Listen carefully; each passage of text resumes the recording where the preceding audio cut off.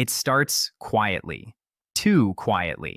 Along Tokyo's coastline, the sea begins to retreat, not by inches, but by meters. In just minutes, the waterline drops 2 full meters, exposing dark, wet seabed that hasn't seen daylight in years. Boats tilt awkwardly in harbors. Fishing nets collapse onto bare sand. What should be moving water is suddenly still.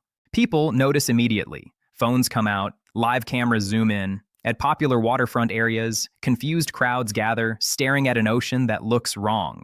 The sound is the first thing people talk about. The waves are gone, no crash, no rhythm, just an eerie silence where the sea should be breathing. Port workers shout warnings as ships strain against their moorings. Smaller boats are left grounded, their hulls scraping against exposed rock.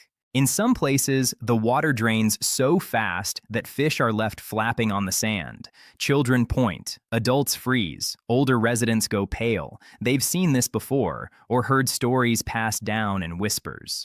Traffic slows near the coast as drivers pull over to look. Trains running along seaside tracks reduce speed. On live television, anchors struggle to describe what viewers are already seeing with their own eyes. The camera pans across an unnaturally wide stretch of shoreline, growing wider by the second. Then the fear kicks in. People begin asking the same question at the same time. Where did the water go? And more importantly, why now? Social media explodes with videos labeled "Right Now" and "Tokyo Coast," spreading faster than any official statement. Comments flood in from across the country, warning others to move inland. Sirens begin to sound in some districts. Not full alarms yet, but enough to raise heart rates.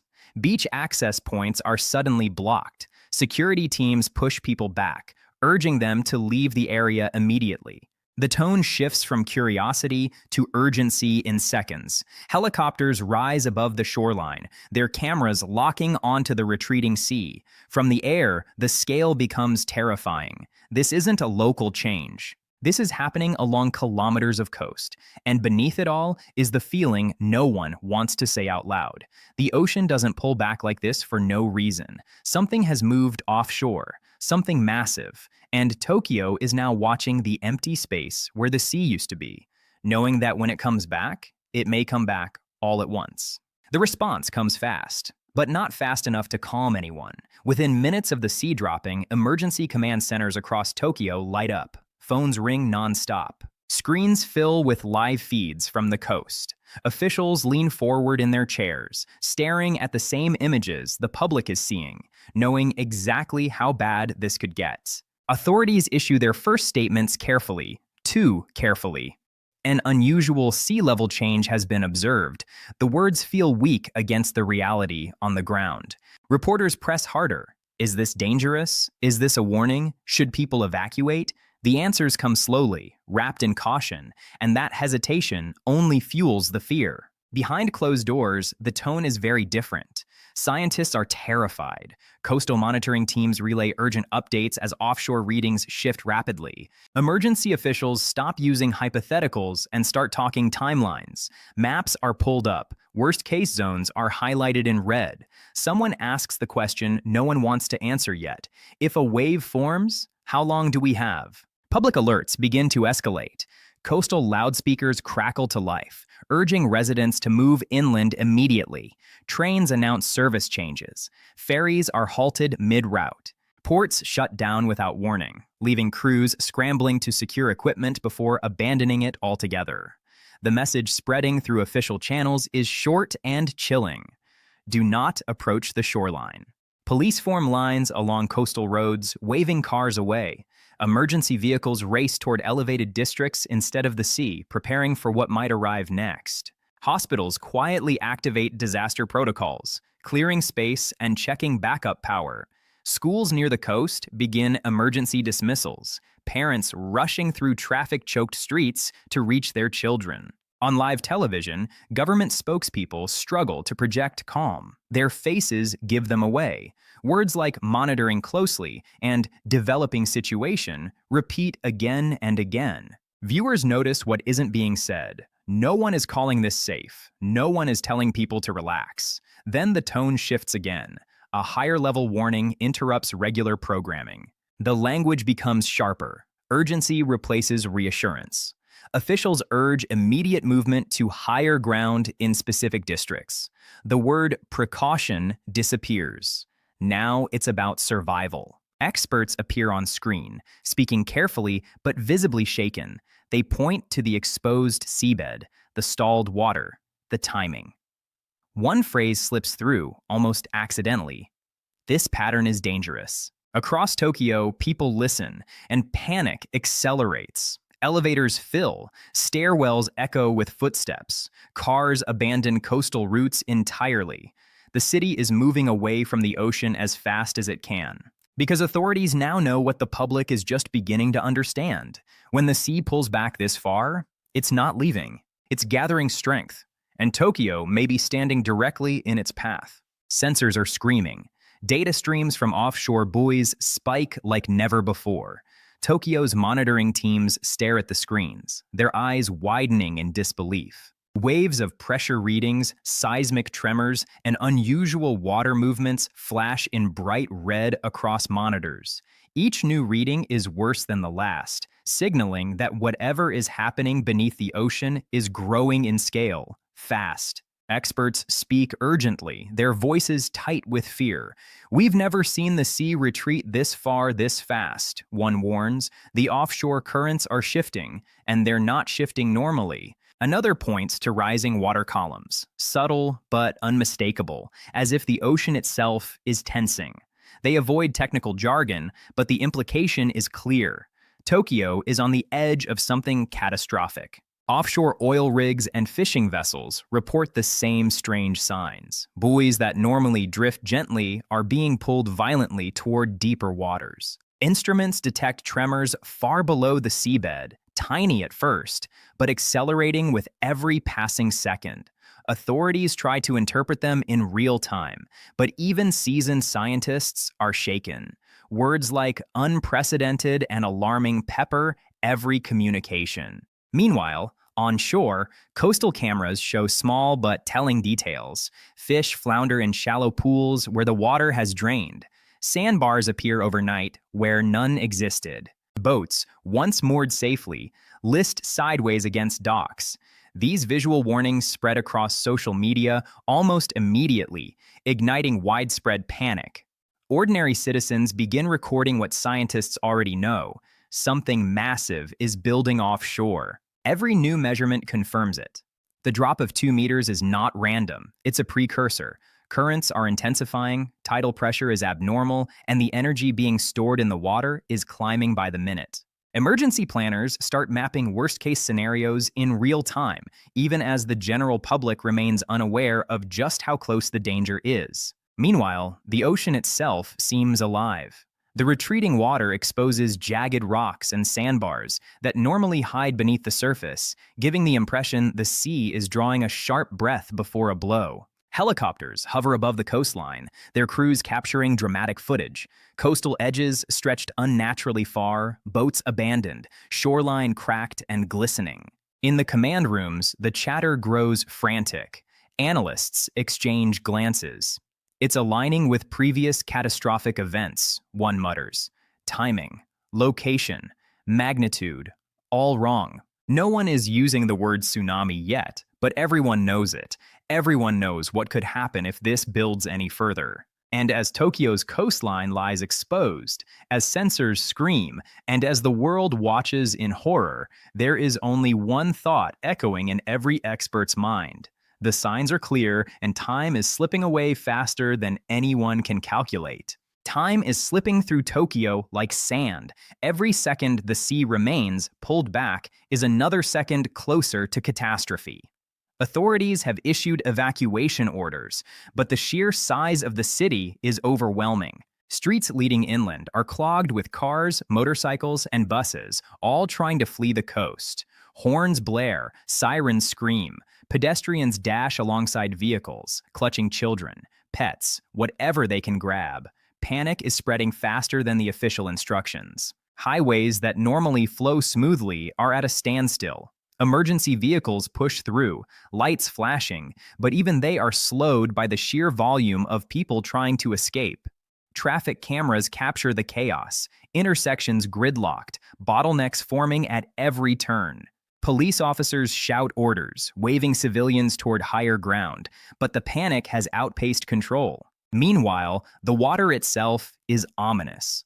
From above, helicopters show Tokyo's coastline unnaturally stretched. Every dock, every pier, every boat now sits exposed, as if waiting for something unseen to arrive. Experts in the command centers warn that this is a critical moment. Any delay could mean disaster.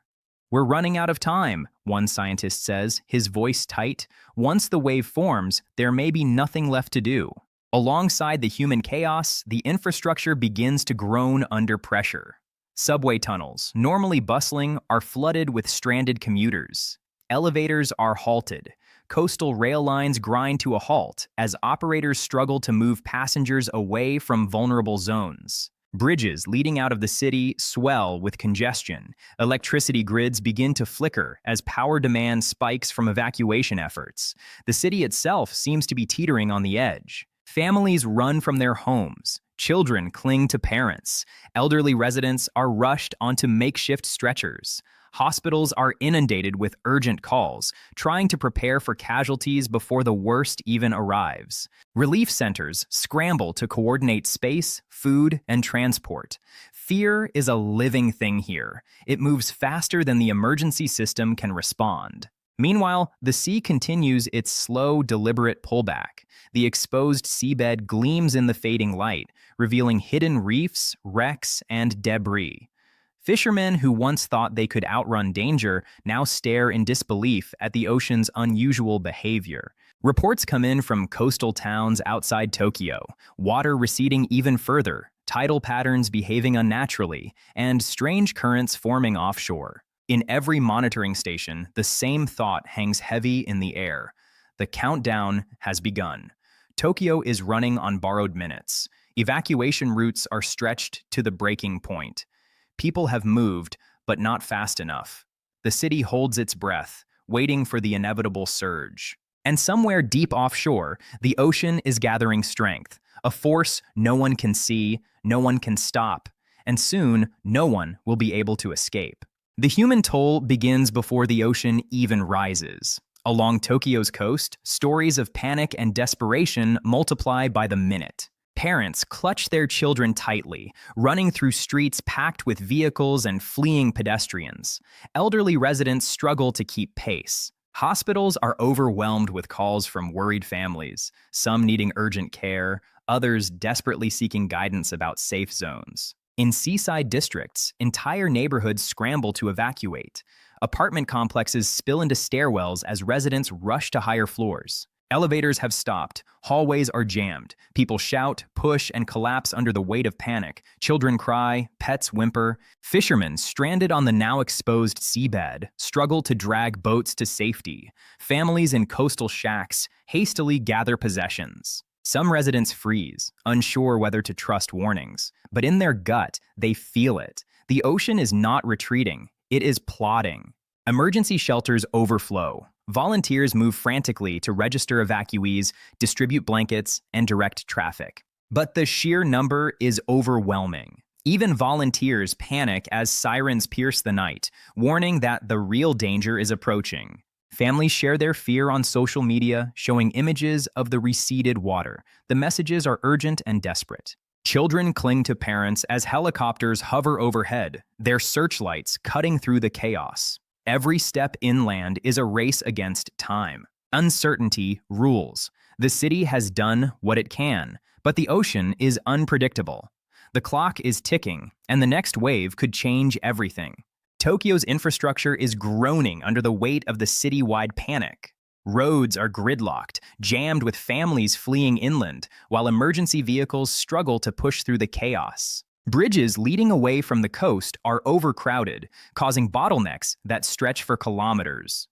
Traffic cameras capture endless lines of cars, horns blaring, engines idling as frustration and fear boil over. What should have been organized evacuation routes are now labyrinths of chaos. Power systems flicker under the stress. Substations overloaded by the sudden surge of electricity fail in pockets across the city. Streetlights blink out, leaving neighborhoods shrouded in darkness. Traffic signals go dead at major intersections, forcing police and volunteers to manually direct panicked crowds. In some districts, elevators grind to a halt in high-rise buildings.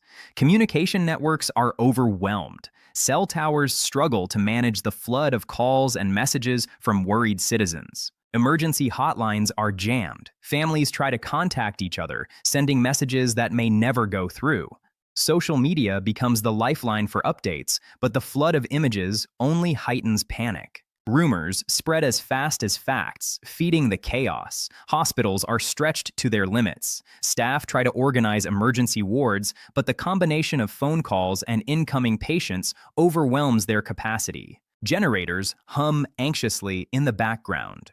Water supply systems begin to show strain. Supermarkets are emptied in record hours as people panic buy essentials, leaving shelves bare. Gas stations see queues stretching for blocks. Essential services are unraveling. Even the emergency coordination centers are feeling the pressure. Analysts work frantically to track evacuation routes. Every new report adds urgency. Tokyo's systems, once seen as reliable, are now showing cracks. Roads fail, power falters, communications break down. The looming force grows, indifferent to human planning. The city waits. Tokyo's coastline lies exposed, eerily calm, yet every second hums with tension. The sea remains unnaturally low, revealing the jagged seabed and the wrecks of ships stranded far from water. Helicopters hover overhead, capturing footage that spreads across screens worldwide. Empty docks, tilted boats, and the vast, unnatural retreat of the ocean. The visuals are mesmerizing and terrifying at once. Experts speak in hushed tones, fear evident in every word. The energy offshore is massive, one scientist warns. This isn't over, not even close. Sensors continue to flash, recording subtle but ominous shifts beneath the waves. Offshore currents twist and swirl, hinting at forces building far beyond what anyone can see. The city below holds its breath, powerless to stop what is coming. Evacuation centers are packed. Families huddle together, some silent, some praying aloud. Children cling to parents, eyes wide as sirens echo in the distance. Emergency services have done everything they can, but the scale of what might arrive is unknown. Roads are still clogged with vehicles and people trying to flee, yet nowhere feels truly safe. From the air, the coastline looks like a city in suspended animation. Buildings stand frozen against the sky, streets packed with human life. And the vast emptiness of the receded sea stretches into the horizon. The tension is unbearable because everyone knows the calm will not last. The water is gathering, building unseen strength, and Tokyo is directly in its path. Even as the city clings to temporary safety, signs of instability grow. Minor tremors ripple through the ground. Boats that were grounded begin to rock gently, as if testing the air. The wind carries a faint, eerie roar from offshore, the first whisper of a surge that could engulf everything. Panic simmers just below the surface, restrained only by exhaustion and the desperate hope that the worst might be delayed. In command centers, scientists and officials monitor every metric, every signal, but uncertainty dominates. No one can predict exactly when or how the ocean will return. Every second is a gamble. Every moment the sea holds its breath is a reminder of the immense, unstoppable force lurking beyond the horizon. And then, in the eerie quiet, a collective thought crosses the minds of everyone watching. When the water comes back, it may not be a gentle tide. It may be a wall of unstoppable force, larger than anything Tokyo has ever faced. The city waits, trapped between fear and hope, knowing the next wave could erase everything in its path. The ocean is silent now, but for how long?